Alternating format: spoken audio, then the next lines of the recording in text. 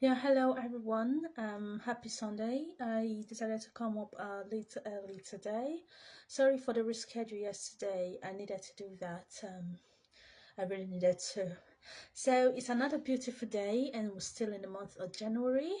And I would like to talk about gratitude and mental health. I am Godiva, and I talk on faith, relationship, and mental well-being. Faith, relationship, and mental well-being. So today I would like to talk about gratitude, and how does this link to our mental well-being. It's very easy as humans for us to be grateful or to just show gratitude when things are going so smoothly, when things are going so well. But it is really difficult to do that, especially when we are going through one challenge or the other. Let me say you're going through a health challenge, or you're going through a visa issue challenge, or you're going through a relationship challenge issue, or you're whatever it is, financial, you're in a financial debt and problem that's really impacting you, or whatever that challenge is. It can really be very difficult adopting this habit of gratitude whenever we're facing challenge. And it's interesting because God tells us to rejoice always, to be grateful in all things and all situations, to give glory to God in all situation. And one thing I've gotten to learn about the scripture, one thing I've gotten to learn about God, even in the study of mental well-being, is that you know everything everything there is just this part to the Bible. And whatever God asks us or tells us to do, he's more like a father. He's more like a father. A father will not just give birth to a child and just leave the child like that to yourself. You just figure out things yourself. You got to, whatever it is, it's up to you. No good father does that. A father will have to teach the child, guide the child, at least build the child up. And if at any time the child needs some support or advice or guidance, your father is always there to give an arm and you know spread that arm of love towards that child. And that's how we are to God. So God, the guidance of God is the Bible. So he didn't just create us and be like, okay, you go figure out yourself and all of that. He gave us the word of God, which is the Bible. And it's not really a set of rules. The Bible is not necessarily a book of set of it's not necessarily a book of rules, even though of course there are rules, there are guidance, there should be actually.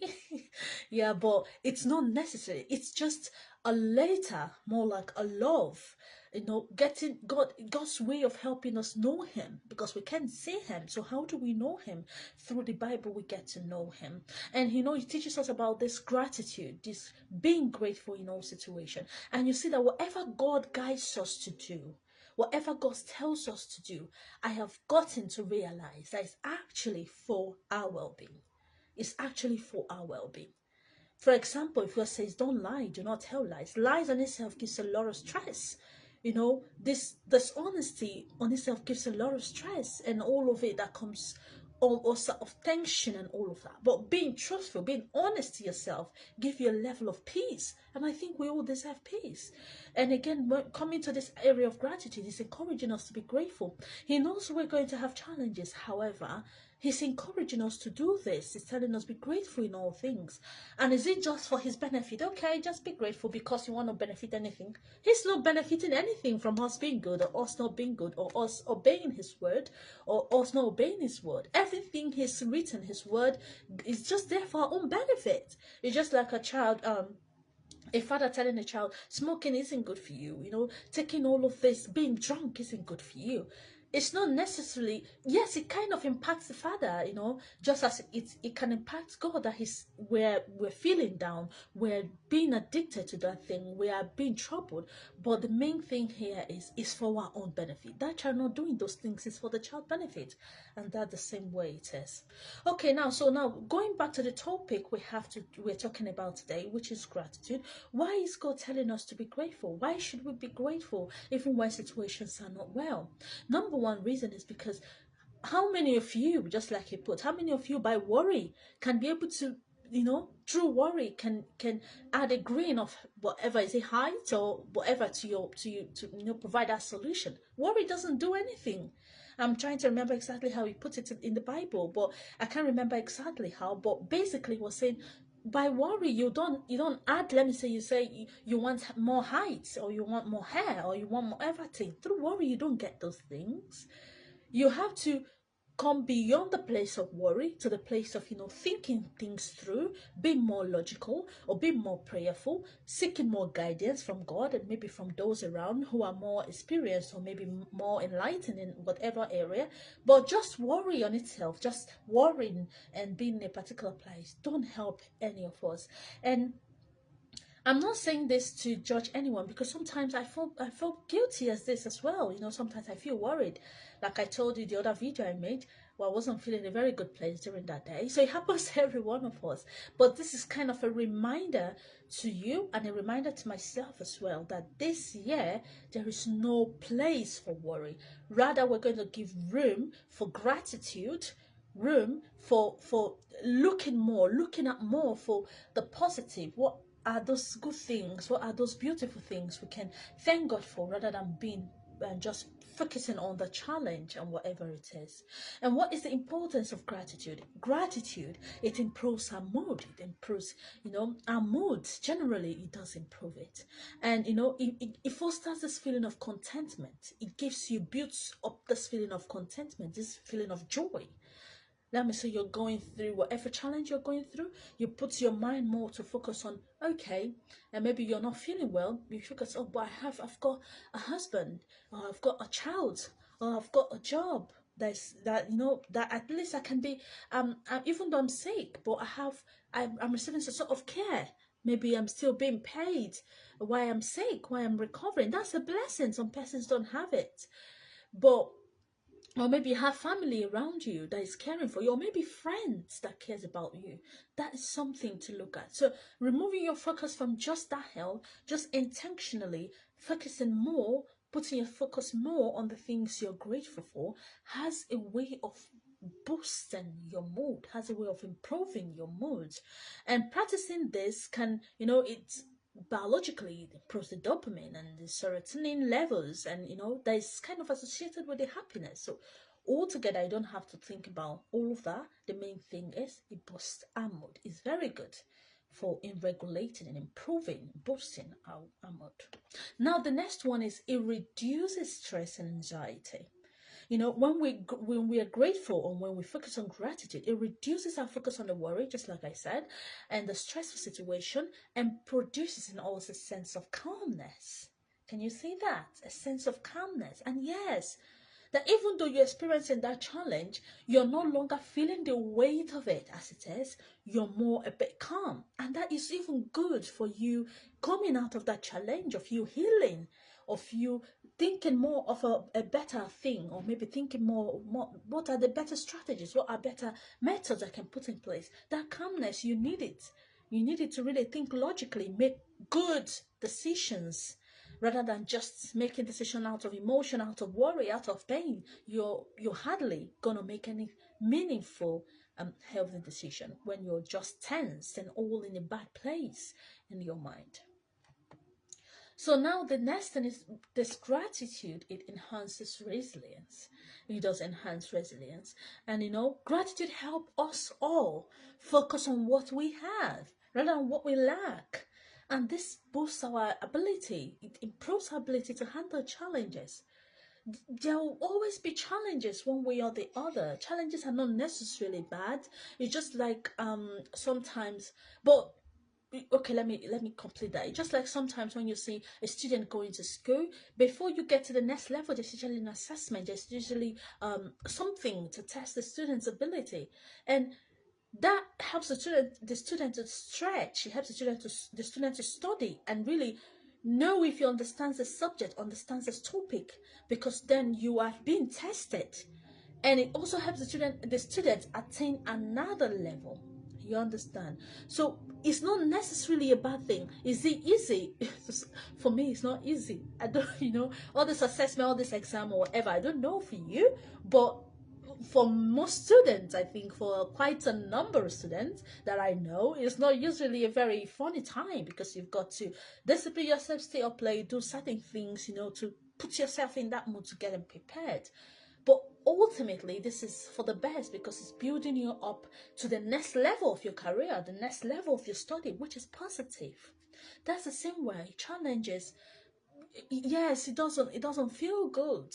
Of course, sometimes I've shared a time I was in the hospital for some days. As of that time I was there, it's not palatable, it's not something I wish to go back to. But that also helps me understand, even, I I think I was humble, empathy, but I think that really improved after that situation, because you get to really understand other people. Let me say, if you see someone might be calm, might be reserved, you never know the person is battling a lot of challenge. And it gave me that sense of more empathy, more warmth, just to let people be, not really think maybe it's about you or not. Maybe you said hello to someone, the person didn't say hello back. You never know what the person is going through. I'm not saying the person shouldn't, but instead of you saying, I said hello to this person, didn't even greet back. What, I won't even try greeting again. I have something to do with my time. You come out to that place, it built more in me of, you never know what he's battling, never know what she's battling, never know what's going through the person's mind.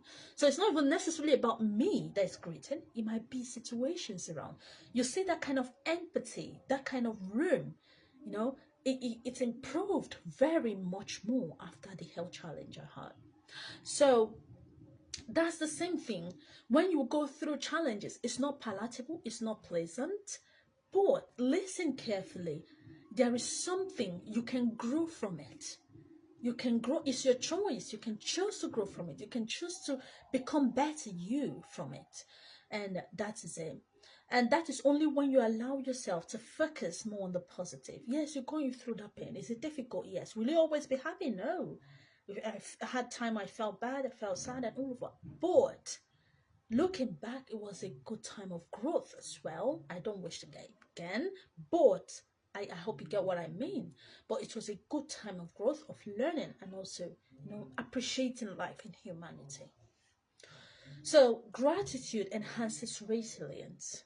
When we are more grateful, we focus on, the positive, and this kind of, it boosts our ability to cope with the challenge. So rather than feeling depressed, rather than, oh my God, why is this happening? I can't do this one. I can't do this one. I can't do this. I can't do this.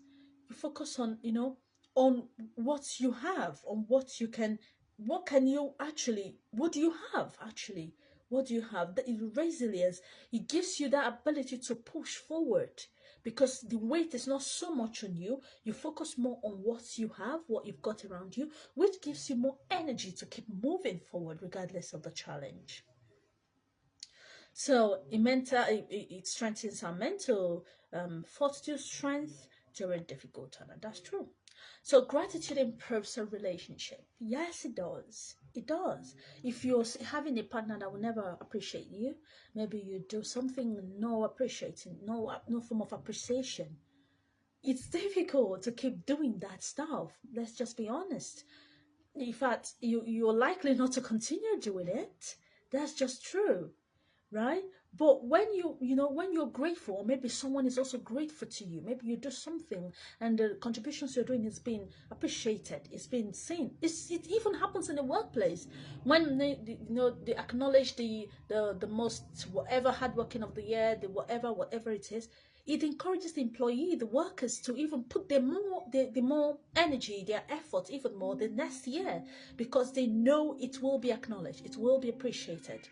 But when you're in a place where you're not appreciated at all, you're likely to go back behind. You're likely not to continue doing what you're doing, and that's the same thing in relationship. So when you're in a relationship where you're not appreciated, or where you are not even appreciating the other person, the relationship gradually depreciates. It subtly does depreciate.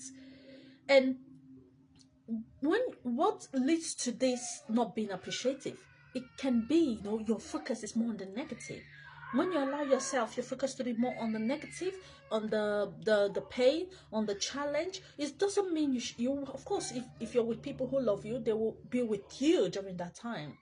But when you're also feeling that pain, but also letting yourself to appreciate the beauty you've got around, the support you've got around, you will be more appreciative. And that as well improves the relationship, because those people feel like, this, I'm happy she feels supported. I'm happy he feels supported. I'm happy that me coming over was helpful. I wasn't even thinking it was going to be that much helpful, but from the way you expressed, you were happy with me coming. I think I'll make out more time to come around. You see, so it improves relationship. And by thanking others, recognizing their kindness, promotes much respect and deeper connection, which is very crucial for our emotional well-being. Yes, having deeper connection, real connection, is very important for our mental well-being. And for us to build that, gratitude, it can be removed in the equation. It's just not possible. You can't build that wonderful relationship without having any sort of gratitude, or not receiving any sort of gratitude. You can't bond with anyone when gratitude is totally absent. It's difficult to.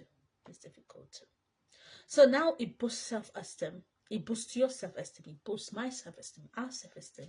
Gratitude reduces the tendency for us to compare ourselves with others. It's natural for us to have that tendency to, comparison.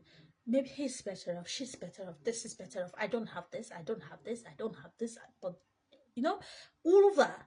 And that reduces our self-esteem, makes us feel less. But when we have gratitude helps us see the potentials we have.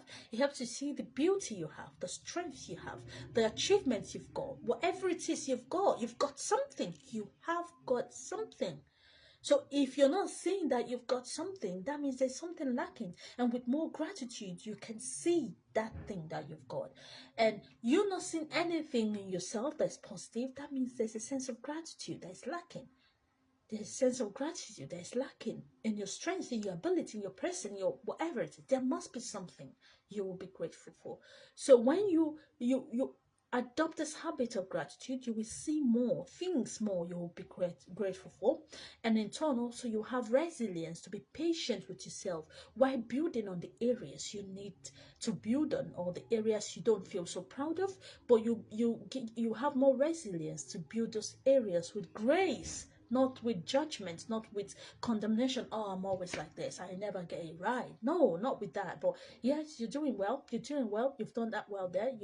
It's a learning process. You have that resilience when there's a sense of gratitude somewhere that acknowledges that you are good, you're wonderfully made, you're growing, you're wherever God has made you to be.